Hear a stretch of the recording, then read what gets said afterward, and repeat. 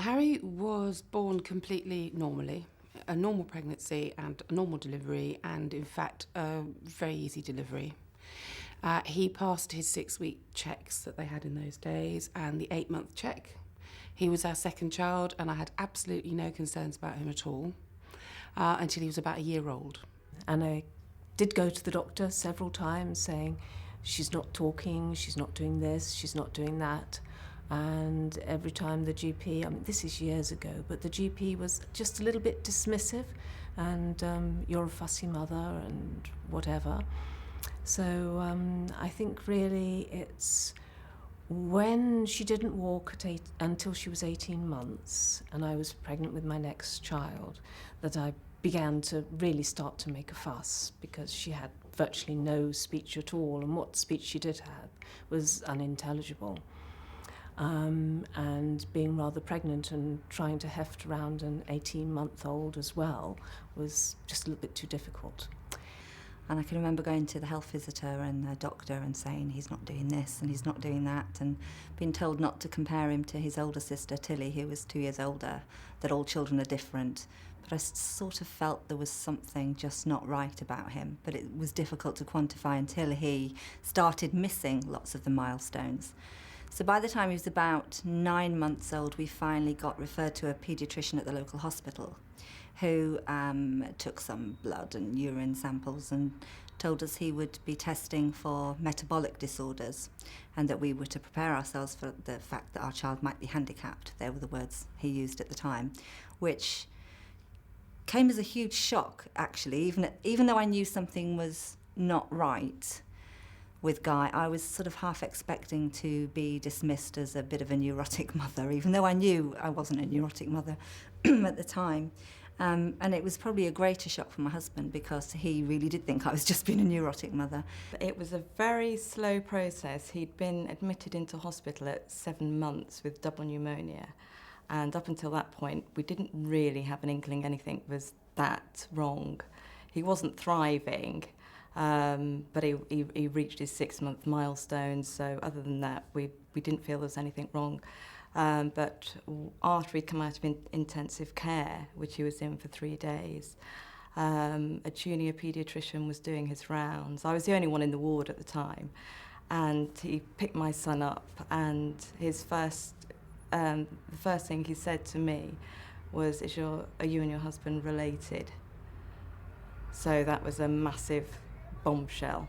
I don't know the date. I remember it being very sunny in the hospital and it was a lovely day, but I couldn't think beyond that, and I was on my own in the ward and I just had to wait for my husband to come so I could talk to him. Georgia was our first child and is our oldest child who has a disability. Most children are diagnosed with their disability, but there is a sort of reasonable percentage of children who aren't, and Georgia falls into that category. So Georgia is nearly 18 and she has no known disability.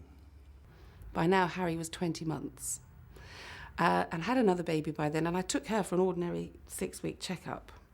And while I was there, Harry was bombing around the waiting room in the doctor's surgery, wouldn't sit down, wouldn't listen to me. Very highly active. And I said to the GP, you see, this is what I was telling you about. You know, he's really got a lot of problems here. And he said to me, you know, this isn't anything to do with deafness. This has signs of mental retardation. Have you applied for an attendance allowance? So that was how it was kind of broken to me from the professionals that there was anything wrong with him. We were directed to a paediatric consultant, and he couldn't find the notes on Amy's birth. So he just asked me the questions that wanted to be asked, and I had my son Charlie with me at the time, who was a very, very lively 18-month-old who had to be removed forcibly from the room so the paediatrician could talk to me about Amy.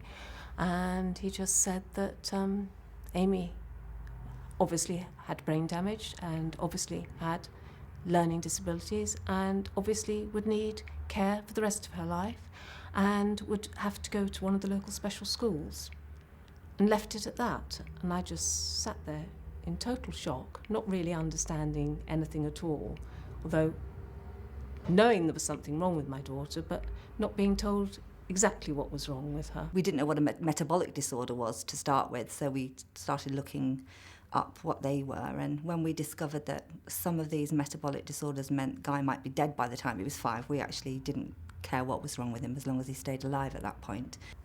That initial is, you know, you and your husband related will always stay with me, and like I said, I can see where I was at the time, the sun coming in the window and all the rest of it, but after that I don't really remember the dialogue between me and my husband. I don't really know sort of what happened after that. I suppose the next thing was I was with a paediatrician and we were discussing what was going on. I couldn't drive. I couldn't drive my car. I walked home because I was just in such a state of shock that somebody... Because you have to see that he looked amazingly normal. In fact, he was really beautiful. He was a really lovely little boy, and smashing, you know, there was nothing about him that you would have understood until you actually saw his behaviour. So I kept looking at him and thinking, he's got it wrong, you know, the doctor's got that all wrong. My husband had just as little knowledge of children as I did. And on that particular day, I believe it was New York he was in. So when he phoned and said, "Is everything all right? How's life?" And he suddenly got this person at the other end telling them that his daughter had just been diagnosed as having some form of brain damage, which probably wasn't the best move in any marriage at all. To tell somebody at such a distance that their offspring has got something that's going to affect everybody for the rest of their lives. The baby had been delivered. I remember I went downstairs to phone various relations to say, hooray, this child, our first child, who we called Georgia, had been born.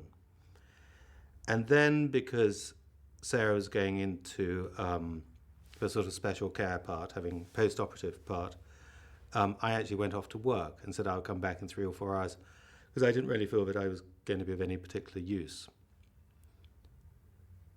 It was when I came back that it was a very different scene. That the mother I'd left, who was clearly tired but elated, was this time looking immensely upset and immensely confused, because what had happened was a junior doctor had come along, taken one look at Georgia, and Sarah had said she has a slight bump on the front of her head. Will this go away?